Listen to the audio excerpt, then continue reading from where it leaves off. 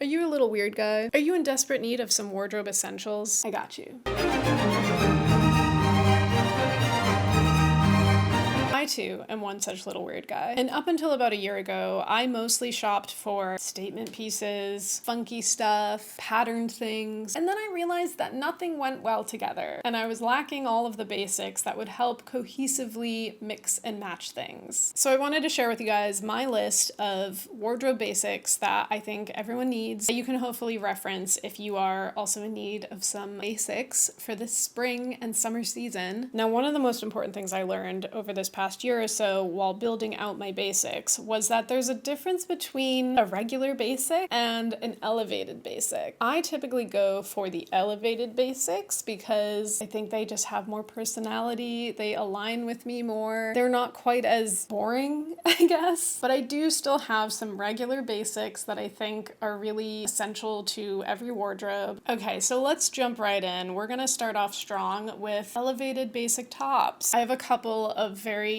simple, neutral colored, long sleeve, stretchy shirts that I absolutely adore. And they just have this like textured material and they just go with everything, but they still look kind of interesting. They give a little bit of personality to the outfit. I think avoiding patterns is really important with basics. I feel like a basic needs to be able to mix and match with almost anything else in your wardrobe. So a somewhat neutral color, I would stick with black, white, gray, beige. Even something like an olive green, a very muted neutral green or something would be cool, or a navy blue. But in lieu of a pattern, I think different textures, different types of silhouettes is what makes it an elevated basic as opposed to like a basic basic. And now same thing with a short sleeve shirt, same with a tank top. I will say though, I have a few really basic ribbed tank tops and I absolutely love them. I just think they're so comfortable, especially when it's really hot and I don't want anything on my arms. I've also just been really enjoying wearing like my big pants or big shorts with a little tank top. And then I'll usually elevate it by having a bunch of jewelry. Okay, moving right along. The next thing on my list is sheer layers. You might think, Hannah, that's not like a basic. I think it is. I think a sheer layer is a wardrobe essential, a wardrobe basic. It goes with everything. You can throw it on top of stuff, you can throw it under stuff, you can wear it all year round. But I think especially in the springtime when we're doing a lot of light layers, having a sheer piece that you can layer with is like,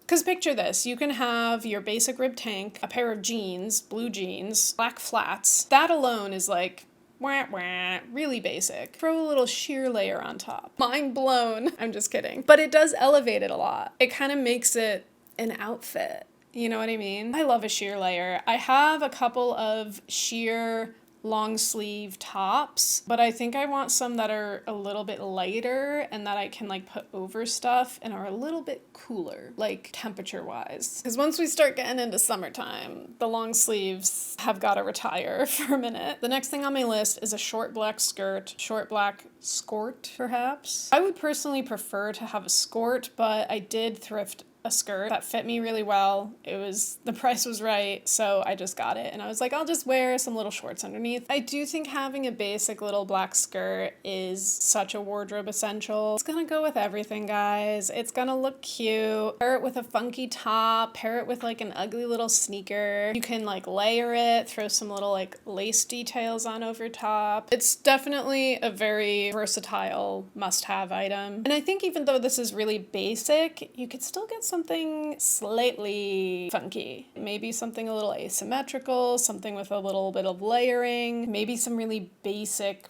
buttons on it or something, or some zippers. It doesn't mean it just has to be a black square. That's what I got because, once again, it was just a thrift find and I had to take it. But I think there's still ways to be slightly creative even with a very basic black skirt. Speaking of skirts, how about a long skirt? A nice flowy long skirt. I think this is a wardrobe essential. Most of my long skirts are patterned, but I did start to get some that are not patterned. And I would say for it to be a basic, if you only had to have one, I would say get a non-patterned one. Because again, the patterns, it's just harder to mix and match with other things. I would love to get a long skirt that has this like different type of texture, almost like the long sleeve tops that I have, this kind of like scrunchy material texture. I've also been seeing pictures of this beige skirt on Pinterest that kind of has this like ruffled lace-up detailing. This is so perfect. I love a little asymmetrical skirt. I love a skirt that has one of those little aprons on it. I think that's what we're calling them. Like a little skirt on top of a long skirt. And I think for skirts like this, you should really go with whatever you feel most comfortable in, shape-wise. Next on the list is boots. Yes, boots, even in the spring and summer. I don't care, I just suffer through it. Beauty is pain. I think a mid-calf boot is the perfect option for warmer weather. Obviously, there are ankle boots. I'm just not a big fan of ankle boots, so they're not on my list. And I will wear a knee-high boot in the summertime, but like, it is a sacrifice. On a 95-degree day,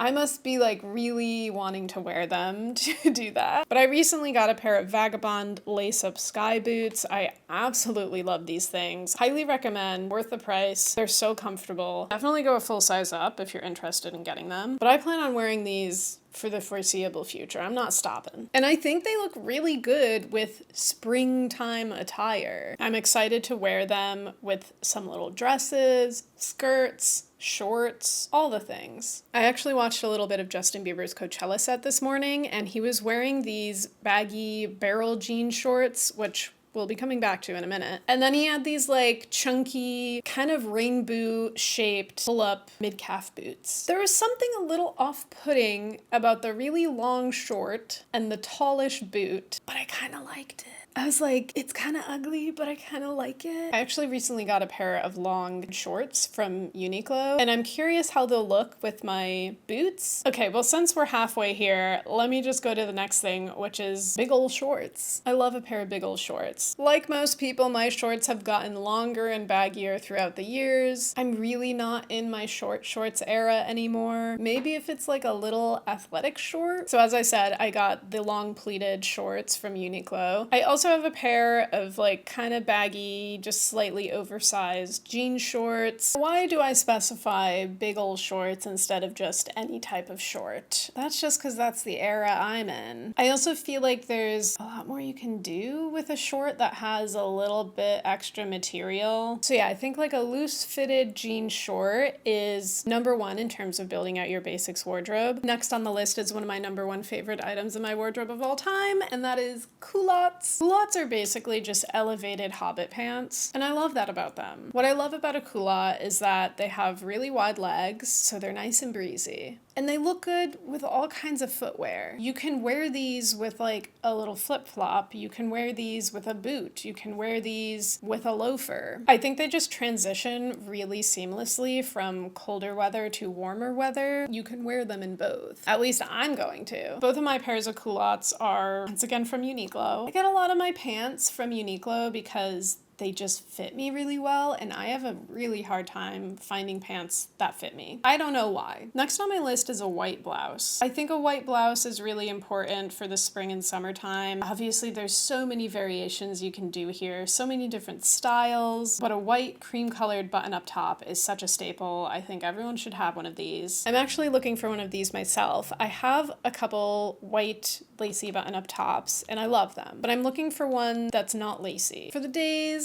when I'm feeling like I want to be a little more androgynous. I would also love to get something that's a little bit more cropped. The one I have is like kind of longer. Ooh, I should add that to the list actually. All right, next thing, boxy t-shirt. I know, so basic, but I think it needs to be the perfect boxy fit. I'm still on the hunt for one of these. One of my friends suggested I look into Los Angeles Apparel, which used to be American Apparel. So I might scope out that site and see what they have. Obviously, I can can get a top like at the thrift store and just crop it. So I might try doing that first, but I kind of want it to be just plain. I don't want any print on it, and it's hard to find a plain black t-shirt at the thrift store. Next on my list is a good walking shoe, a funky little walking shoe. I think it's so important to have good walking shoes in the spring and summer because the weather's getting nice. We want to be out, guys. We want to be out and about. And one thing that's going to prevent you from doing that is blisters. We don't want that. We want to be able to walk for miles. This is another thing I'm looking for right now. I do have my Sambas. They're great to walk in. Kind of flat,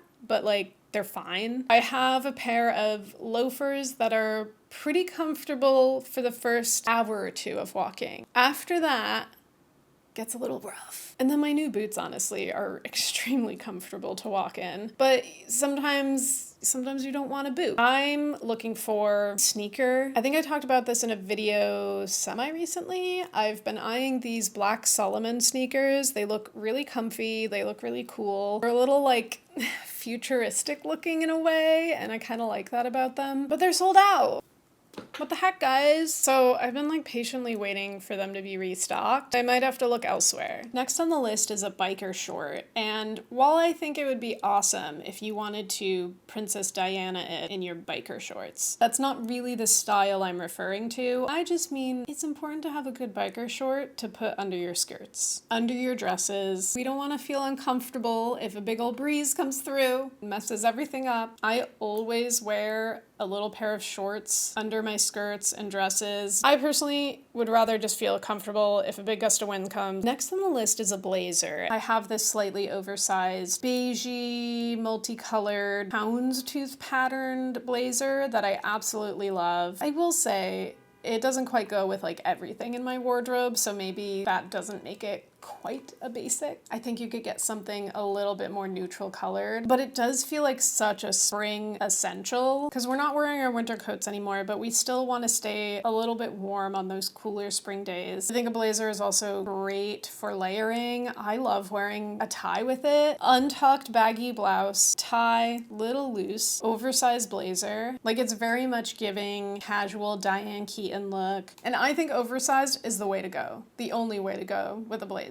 Now I guess to just piggyback off of that, let's talk about spring jackets. Potentially the final thing on my list, is it? It is. Last but not least, spring jackets. I guess you could put a blazer into this category, but I wanted to discuss them separately. I think there's a lot of different avenues you can take with a jacket. I think a lot of people go for the classic beige trench coat in the springtime. Maybe unpopular opinion, I don't like these, but I support anyone that loves them and wants to wear them. I don't know, I don't think I like that much beige. Maybe if it was like a different color or something, it would be more interesting. I think depending on which way your style leans, a chore jacket could be really great. I don't think that goes with my personal style, but I think depending on the material and the cut and the color, a chore jacket could be a really nice option. They're definitely a little trendy, especially here in Brooklyn, but who cares? Okay, if you like it, you like it. I personally have a leather jacket. That's kind of my little spring jacket. I just think with a leather jacket, it's important to not pair it with like a super basic outfit because then it's like basic on basic. I would love like one more jacket that's not leather, but I don't know what it would be. I have to like look around, scope it out. I'm kind of into these jackets that I'm seeing that are very boxy shaped and almost like kimono influenced in their silhouette. I like a wide sleeve, boxy fit. So maybe I'll keep an eye out for something like that. Well, that concludes my spring summer basics for all of you whimsical little weirdos out there. If I missed anything, let me know in the comments. What do you consider a spring wardrobe staple? Obviously, I left some things off, like